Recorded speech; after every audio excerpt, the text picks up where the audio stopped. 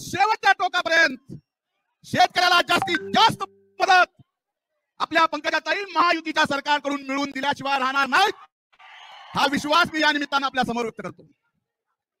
खरं ही दसऱ्याच्या मेळाव्याची परंपरा, जे फक्त घोषणा द्यायला आले त्यांना मेळावा कधी सुरू झाला, पहिला दसरा मेळाव्याला कोण काय माहित, तुम्ही बोलू द्यायला आलात का बंद करायला आलात, तुम्हाला कसं समजू, मला सरळही समजून सांगता येतं आणि सांगता येतं. भगवानगडाचं उद्घाटन